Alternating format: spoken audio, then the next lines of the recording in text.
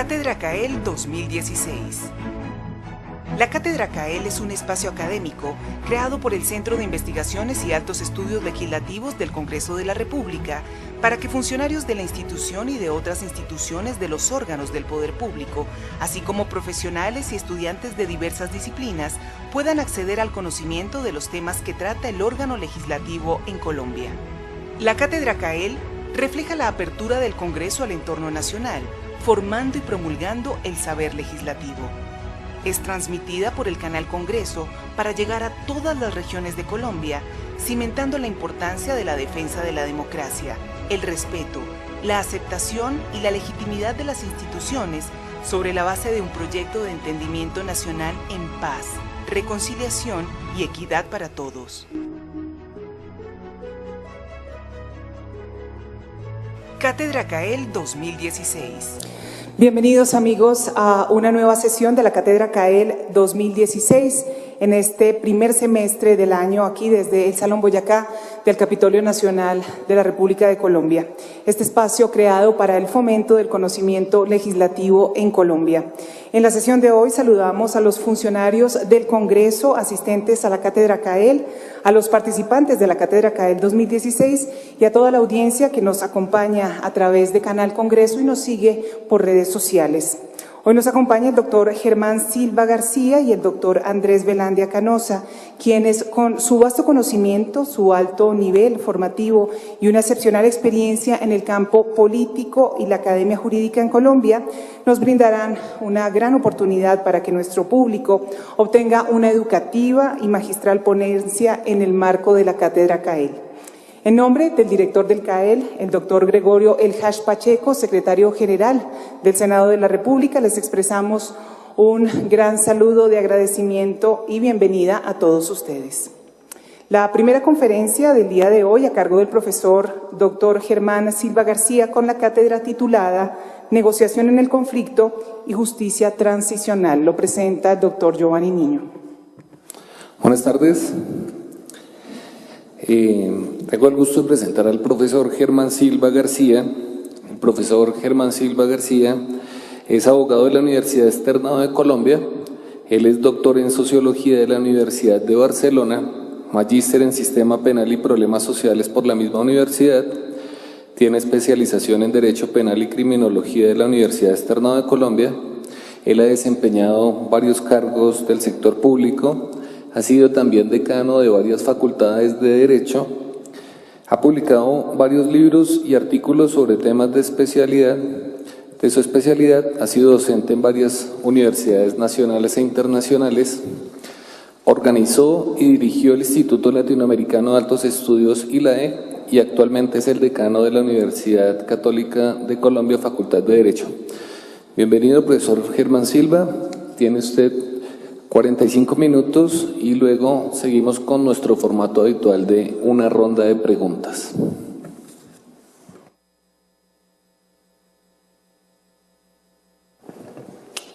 Muy buenas tardes a todos ustedes. Para hablar acerca del conflicto armado, particularmente en torno a las negociaciones de paz que se dan en la actualidad entre el gobierno y las FARC, se hace necesario, para poder comprender algunos hechos relativos a esas negociaciones y las perspectivas de lo que puede derivarse de esos acuerdos de paz, se hace necesario hacer un análisis de algunos hechos históricos y particularmente de lo que ha sido la dinámica del conflicto armado en términos militares y en términos políticos. Lo primero, ustedes recordarán que durante el gobierno del presidente Julio César Turbay Ayala se presentó la toma de la Embajada de la República Dominicana en Bogotá. En el transcurso de esos hechos se produjo una entrevista al máximo dirigente del M-19, Jaime Bateman, que despertó unas enormes expectativas entre la población. En esa entrevista, Bateman proponía un acuerdo de paz con la guerrilla, con el Estado colombiano. Por primera vez en la historia del país, un movimiento guerrillero lanzaba una propuesta de esa índole, que realmente eso descolocó a todas las autoridades, a todo el establecimiento, porque era una cosa totalmente inesperada. Brevemente, durante el gobierno del presidente Turbay, nunca le prestaron una atención seria a esa propuesta, nunca hubo una reacción por parte del gobierno de Turbay Ayala en la cual se pudiera pensar que había un interés por parte del Estado en hacer esa negociación. Eso permitió que el M-19 se apropiara de las banderas de la paz y durante muchos años, todos los años del gobierno de Turbay, el M-19 figuraba ante la opinión pública como en el gran portaestandarte de la paz, mientras que el gobierno nacional, en cabeza del presidente Turbay Ayala, figuraba como una administración que no creía en la paz, que no quería llegar a compromisos que permitieran un acuerdo de paz con ese movimiento guerrillero.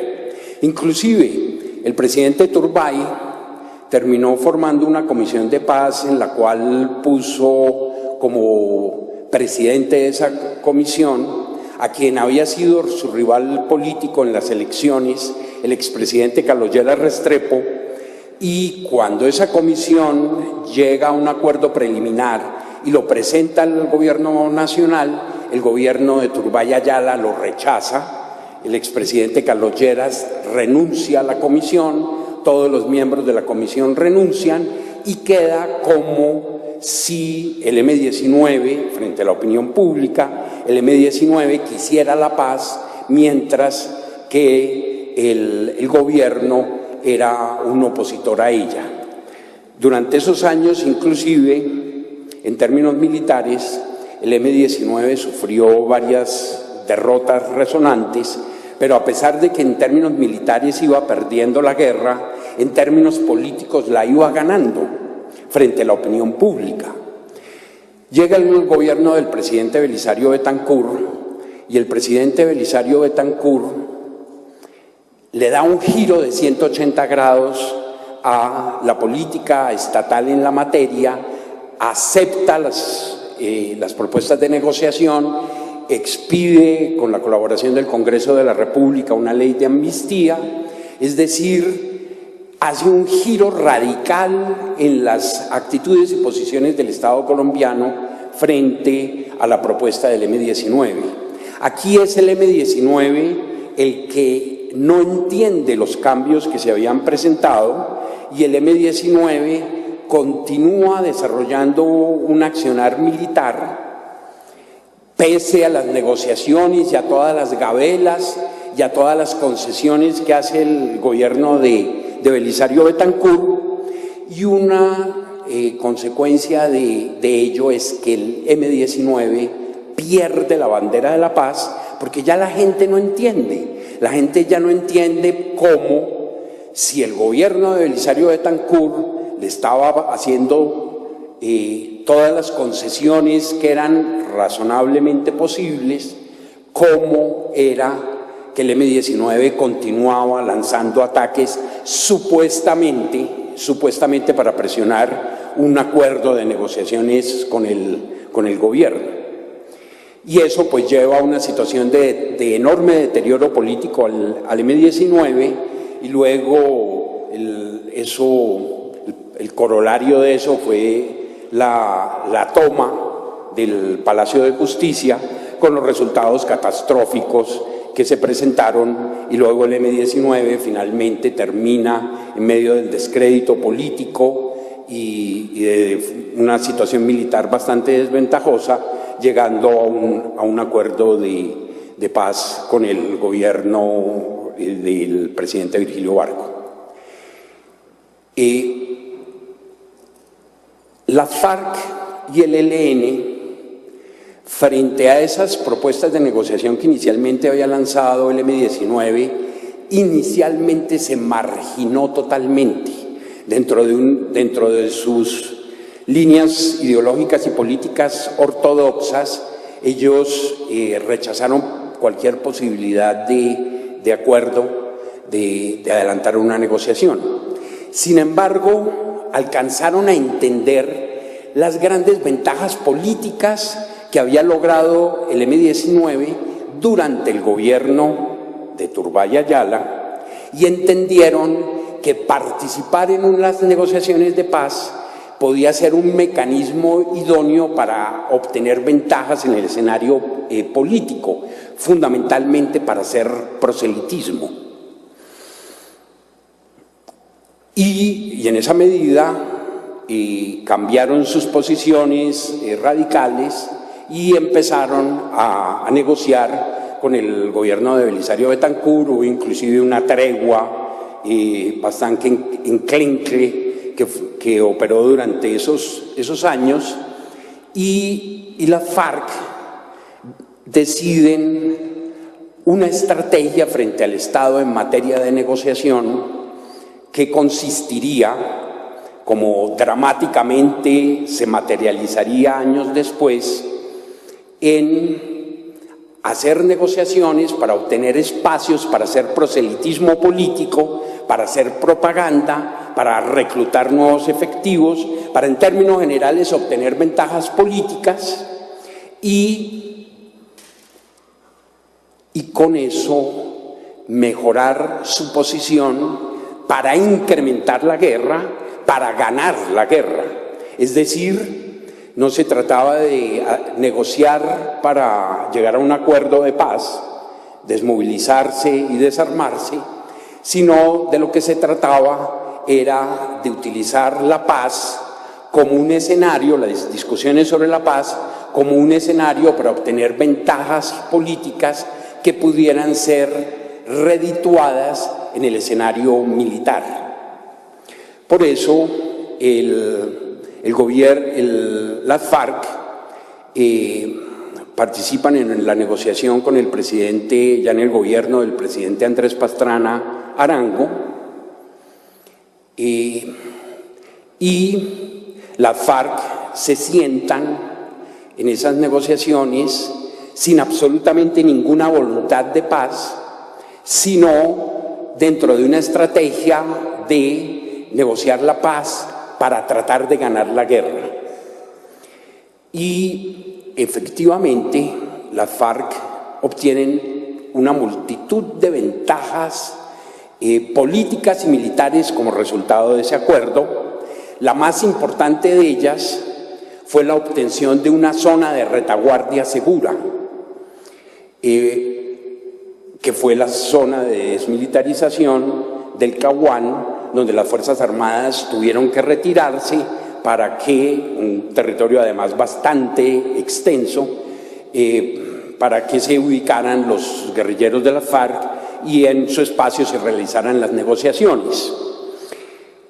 Esa era una ventaja extraordinaria para un movimiento guerrillero en términos militares y políticos, porque la guerra de guerrillas, que es una guerra irregular, que es una guerra de movimientos, se caracteriza porque nunca hay un frente, nunca hay una vanguardia, y por eso mismo nunca hay una zona de retaguardia segura. Solamente un movimiento guerrillero ha tenido el privilegio de tener una zona de retaguardia segura, que fue en El Salvador el Frente Farabundo Martí para la Liberación Nacional, que aprovechó la llamada guerra del fútbol que se desarrolló al propósito del Campeonato Mundial de Fútbol de 1968, que fue una guerra muy corta entre El Salvador y Honduras, suscitada supuestamente a partir de un partido de fútbol, de eliminatorias para ese mundial, y las negociaciones para terminar con ese conflicto acordaron una zona de desmilitarización de 5 kilómetros a lado y lado de la frontera entre El Salvador y Honduras, es decir, una franja de 10 kilómetros en las cuales no podía hacer presencia ni el ejército de Honduras ni el ejército de El Salvador, y ese se convirtió en el paraíso del Frente Farabundo Martí, porque esa era su zona de retaguardia segura. Las FARC obtuvieron esa zona de retaguardia segura en la zona del Caguán durante el gobierno del presidente Andrés Pastrana, y en esa zona podían hacer cultivos ilícitos, desembarcar cargamentos de armas, reentrenar a sus efectivos. De hecho, todos los frentes de las FARC pasaron por la zona del Caguán para ser reentrenados, enseñarles nuevas destrezas, como por ejemplo el uso de explosivos plásticos, acumular dinero a través de una serie de negocios lícitos e ilícitos en esa zona de distensión, curar a sus heridos, darle vacaciones a sus combatientes, en fin, para todo aquello para lo cual sirve una zona de retaguardia. Naturalmente, como la pretensión no era hacer un acuerdo de paz, sino la guerra, pues esas negociaciones fracasaron estrepitosamente, como todos bien saben. En realidad, y esto es muy importante, las FARC no podían tener absolutamente ninguna disposición de llegar a un acuerdo de paz con el gobierno del presidente Andrés Pastrana, porque para ellos, desde el punto de vista de ellos iban ganando la guerra y el Estado colombiano la estaba perdiendo. Hay que recordar que en 1982 se celebró la séptima conferencia de las FARC. En esa séptima conferencia, las FARC diseñaron un plan estratégico para tomarse el poder. Ese plan tenía 3 etapas. En la primera etapa se trataba de ampliar el número de frentes guerrilleros y la presencia de esos frentes guerrilleros en zonas que fueran estratégicas en términos políticos y en términos económicos y también en términos militares. Esa estrategia la lograron materializar precisamente aprovechando las negociaciones de paz durante el gobierno del presidente Belisario Betancur.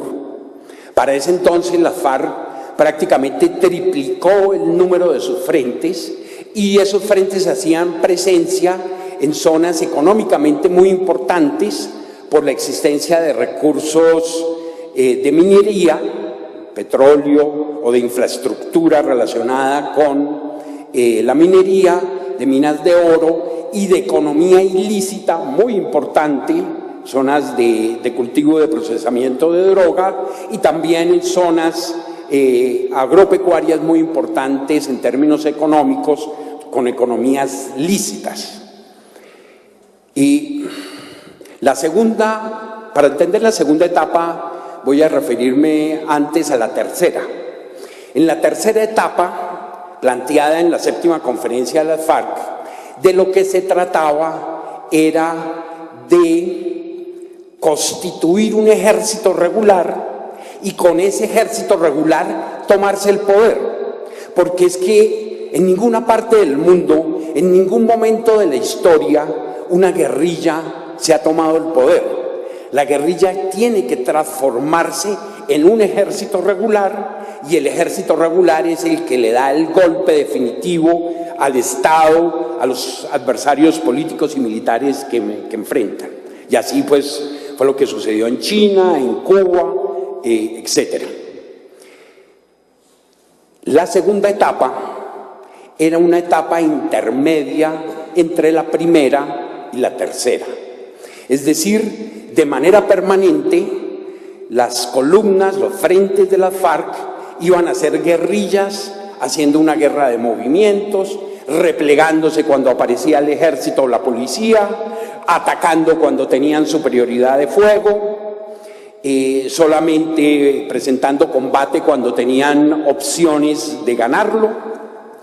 Pero la idea era que para la segunda etapa se tenía que desarrollar una capacidad estratégica, que es bastante compleja, de poder acumular grandes cantidades de efectivos, 1.000, 1.500, 2.000 guerrilleros, 3.000 guerrilleros, y atacar una posición fija, una población, una ciudad, una base militar, una posición fija de las Fuerzas Armadas colombianas, haciendo superioridad de fuego. Es una guerra de infantería, haciendo superioridad de fuego respecto de las Fuerzas Armadas colombianas.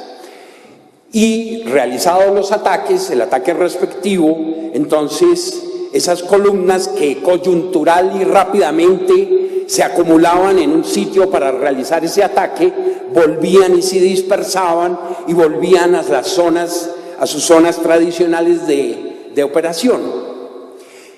Los resultados de esa etapa, favorables a las FARC, fueron, por ejemplo, la toma de Mitú, el asalto a la base de Patascoy, en fin, toda una serie de asaltos militares que fueron exitosos para las FARC. Esa etapa se alcanza en el gobierno del presidente Ernesto Samper, antes del gobierno del presidente Pastrana. Desde luego, cuando las FARC se van a sentar a negociar con Pastrana, ellos estaban pensando, como les había dicho antes, que estaban ganando la guerra. Y entonces, ¿qué iban a negociar si ya habían logrado muy rápidamente alcanzar la primera etapa y muy rápidamente habían alcanzado la segunda etapa? Era seguir el proceso hasta constituir el ejército regular y tomarse el poder. Sin embargo, muy paradójicamente, es en el mismo gobierno del presidente Andrés Pastrana en el cual el Estado colombiano hace a su vez un gran cambio estratégico que transforma totalmente la situación militar. Digo paradójicamente porque, por una parte, fue el gobierno que más concesiones le dio a través del tema de las negociaciones de paz, pero por otra parte desarrolló, en asocio con el gobierno de los Estados Unidos, lo que se conoció como el Plan Colombia. El Plan Colombia tenía muchísimos componentes, cito los más relevantes para efectos de fundamentar lo que estoy señalando. El Plan Colombia implicó una pequeña revolución a nivel de la inteligencia militar. La inteligencia militar sufrió un proceso de transformación profunda y además de incorporarse más efectivos a las Fuerzas Armadas, el cambio en la estrategia, el cambio en la inteligencia militar fue muy importante. Y el otro fue la utilización de recursos tecnológicos para hacer inteligencia militar, que eso incorporaba cosas como desde elementos electrónicos que a través de la inteligencia militar eran infiltrados esos elementos en los frentes de la guerrilla, cerca de donde estaban los comandantes, y esos elementos electrónicos servían para guiar a los borbanderos del ejército y de la Fuerza Aérea nacionales. Y igualmente la utilización de los satélites para hacerle seguimiento a la guerrilla. Y en el transcurso, ya hacia finales del gobierno de Pastrana, en el transcurso del gobierno de Pastrana, se presenta una operación que es el punto de quiebre. Las FARC habían recibido, y el ELN también, habían recibido un ataque muy fuerte con superioridad de fuego, más combatientes, más armas, en el sur del Bolívar, del departamento de Bolívar. Los paramilitares tenían superioridad de fuego y la guerrilla estaba ante el dilema de se quedaban con inferioridad de recursos y de medios y los paramilitares los aplastaban, o huían, y si se retiraban, la zona iba a convertirse en un territorio paramilitar. De hecho, muchos años antes, eso fue lo que pasó en el Magdalena Medio. Las FARC estaban en el Magdalena Medio, entraron los paramilitares, tenían superioridad de fuego, las FARC se retiraron y los paramilitares se hicieron dueños del Magdalena Medio, porque la gente que está ahí termina obedeciendo al que tenga el poder armado, porque obedece o se muere, no así de simple y sencillo. Y bueno, habrá uno que otro que tendrá sus simpatías políticas también. Las FARC optaron por resistir, pero para que la resistencia fuera exitosa, pidieron refuerzos, y una gran columna guerrillera salió de la zona de distensión a través de los corredores que existían para alcanzar el sur del departamento de Bolívar y respaldar a los elementos, a los combatientes de las FARC que estaban siendo atacados. El Ejército Nacional detectó la columna utilizando estos medios electrónicos.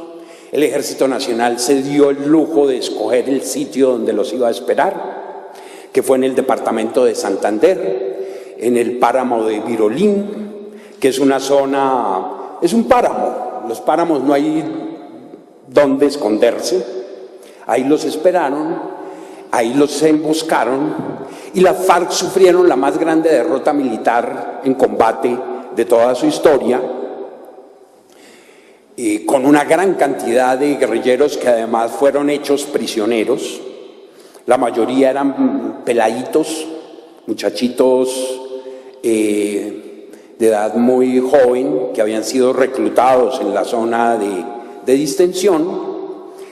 Después de eso, las FARC alcanzaron a hacer otro operativo y apenas saliendo de la zona de distensión, el ejército los bombardeó. Luego, a consecuencia de esos cambios en la estrategia de las Fuerzas Armadas, hay un cambio general en el panorama de la guerra. Después las FARC siguen recibiendo toda una serie de derrotas militares muy importantes. Con esta misma estrategia, detectan los campamentos donde están los comandantes guerrilleros, vienen esos bombardeos, varios comandantes guerrilleros de altísima importancia son muertos en esos operativos, y para las FARC ya resulta un imposible desarrollar la segunda etapa, inclusive desarrollar la primera etapa.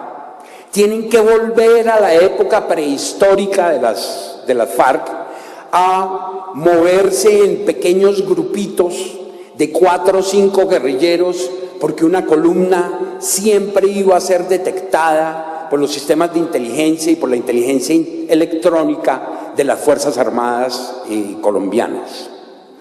Y movilizándose en escuadrones de 5 o 6 guerrilleros, pues nunca iban a llegar a una situación en la que pudieran constituirse en un ejército que tuviera vocación para tomarse el poder.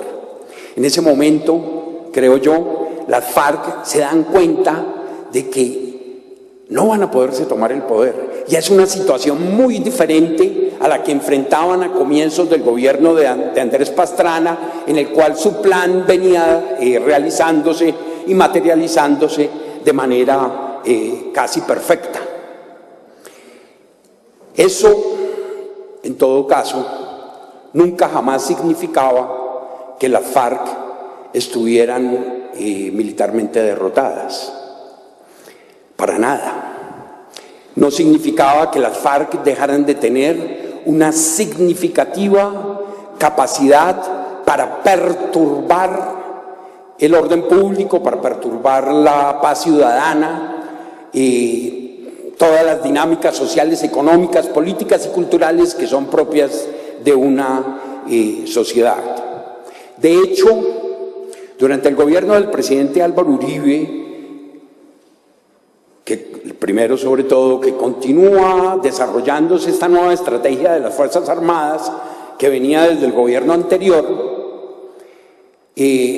con toda esa serie de victorias de las Fuerzas Armadas colombianas, con ese repliegue de la guerrilla, se diseña un plan que el gobierno lo concibe como el plan para darle el golpe definitivo a las FARC, para acabarlas. ¿Y eso dónde? En el corazón de las FARC, en el departamento del Caquetá, y lanzan el Plan Patriota. Y las FARC lo que hacen es que se repliegan a lo profundo de la selva. Un repliegue es un retiro ordenado, no es una desbandada. El ejército colombiano sufre más de 4.000 bajas como consecuencia del Plan Patriota. 4.000 bajas entre soldados, algunos muertos, sobre todo lesionados con minas antipersonal, más centenares que caen enfermos de leishmaniasis y de malaria. Es decir, esa operación que se suponía que iba a ser el golpe de gracia contra las FARC, fracasa. Y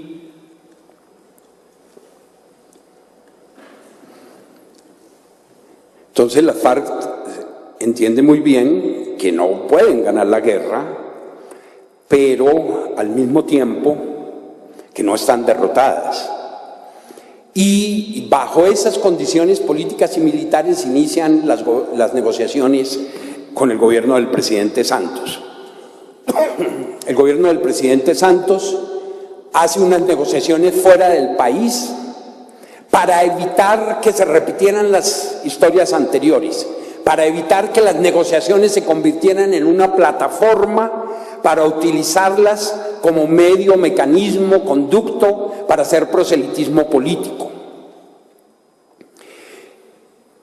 Las negociaciones inclusive se hacen además con una serie de condiciones relacionadas con lo que podían ser las intervenciones de las partes negociadoras frente a los medios de comunicación, para evitar ese problema. Las negociaciones se hacen paralelamente al desarrollo del conflicto. No hay una tregua.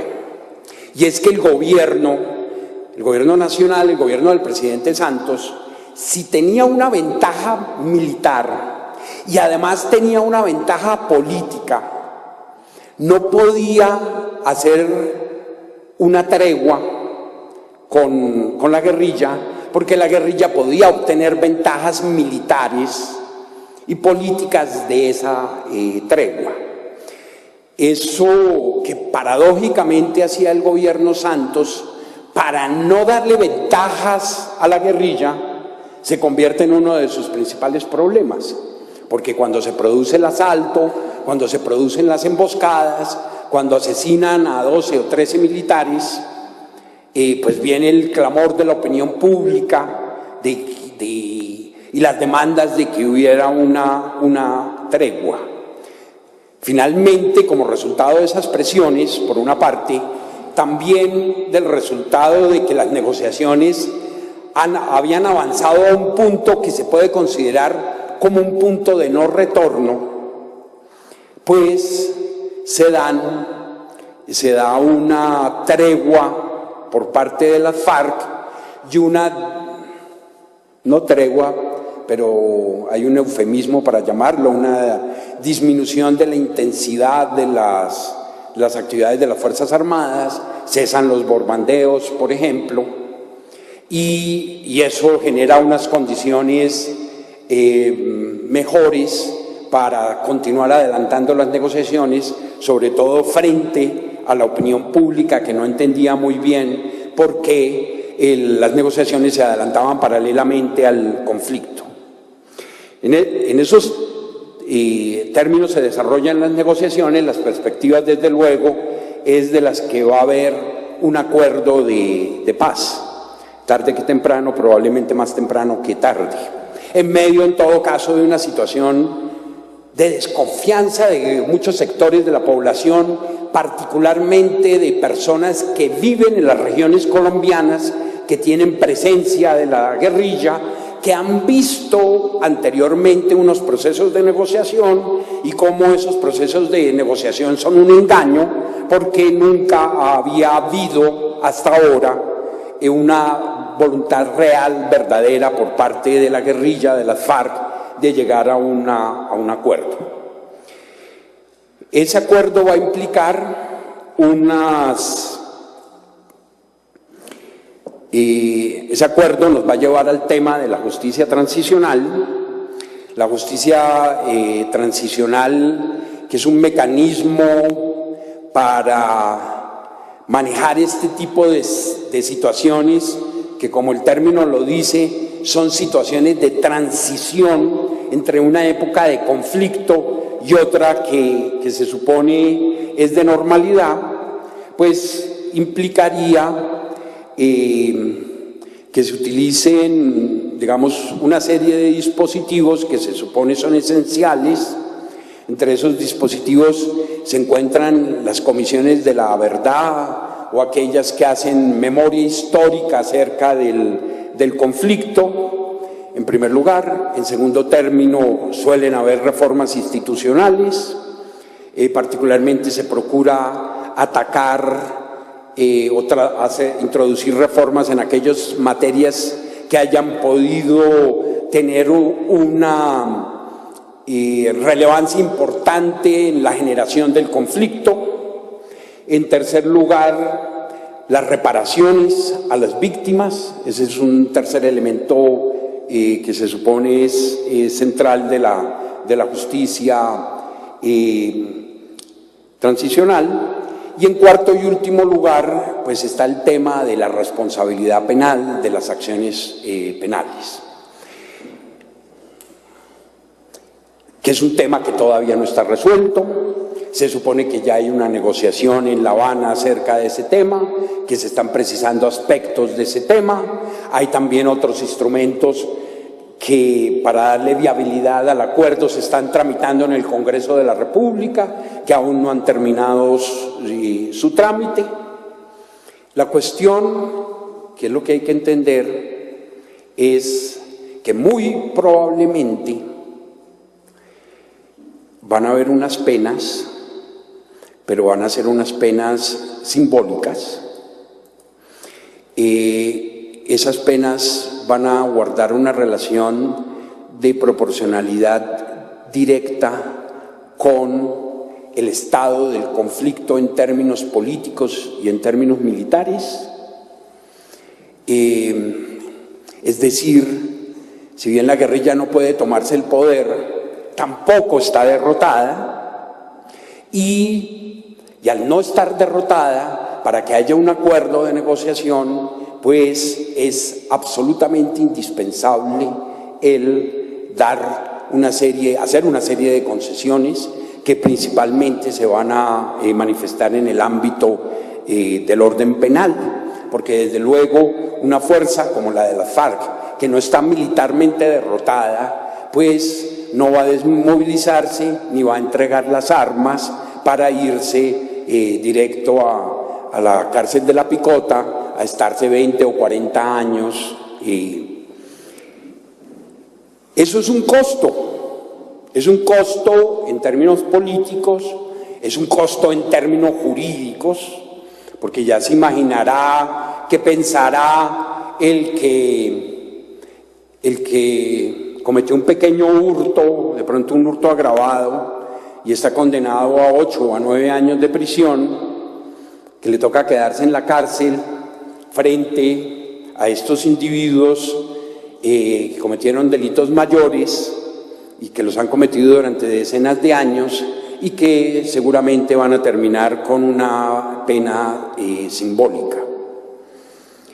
La cuestión es si queremos o no queremos la paz.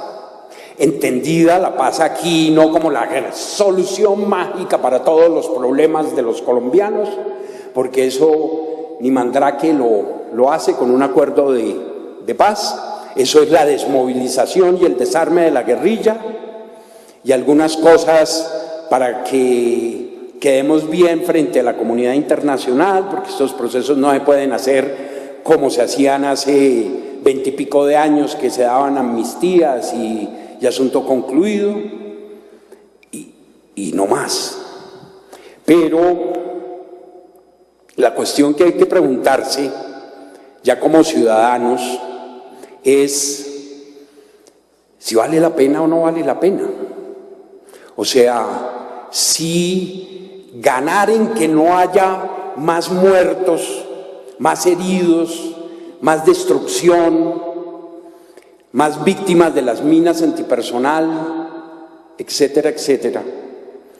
Ganar eso es algo que permite sacrificar en parte el derecho y la justicia a través de unas fórmulas de justicia simbólica que en todo caso, en gran medida, van a generar un sentimiento de impunidad, porque además la impunidad es sobre todo un sentimiento que viene a anidar en el común de las personas. La paz es un derecho fundamental que es además el presupuesto de todos los demás derechos fundamentales. Si no hay paz, pues entendida como que no haya amenazas armadas que se ciernan continuamente sobre la vida mía y de mi familia, entendida en esos términos, pues no se van a poder ejercer los demás derechos fundamentales. La otra opción, desde luego, es la opción de la guerra, pero la opción de la guerra es extremadamente costosa. El país no es muy consciente de lo que significan esos costos de la guerra. Solamente llamaría la atención sobre un ítem: el pasivo pensional de las Fuerzas Armadas. Ahí tenemos una deuda gigantesca. Es que son 400.000 efectivos los que, mal contados, hacen parte de las Fuerzas Armadas colombianas. Buena parte de las demandas que tiene el Estado colombiano, que atiende esta agencia de defensa jurídica del Estado, son demandas relacionadas con el pasivo pensional.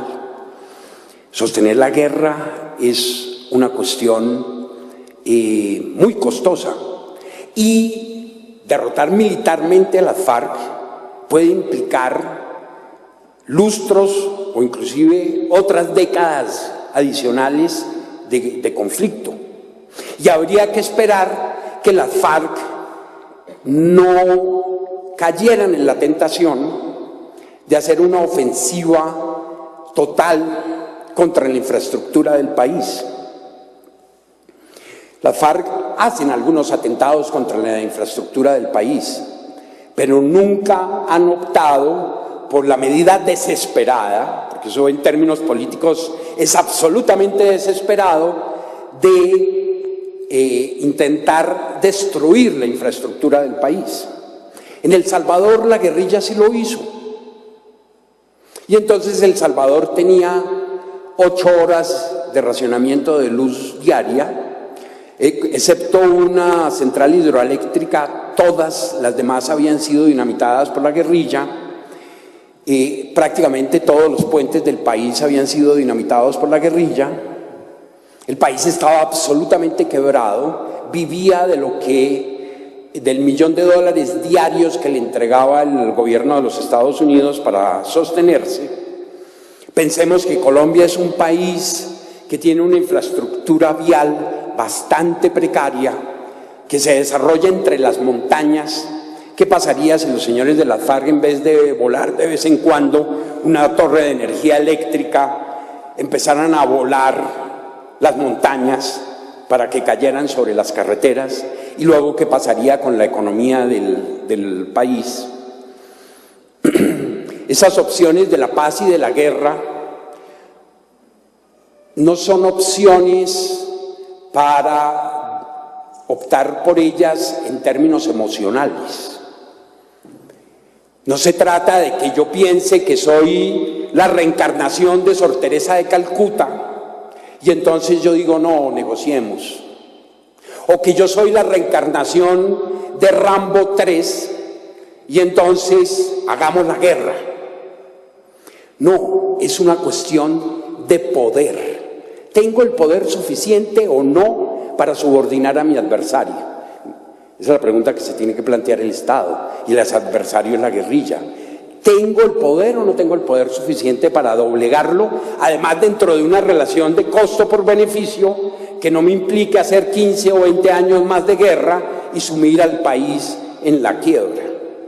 Y ahí es cuando hay que hacer las elecciones, seleccionar la propuesta y tomar el partido que sea necesario. Muchas gracias por atenderme, muy amables.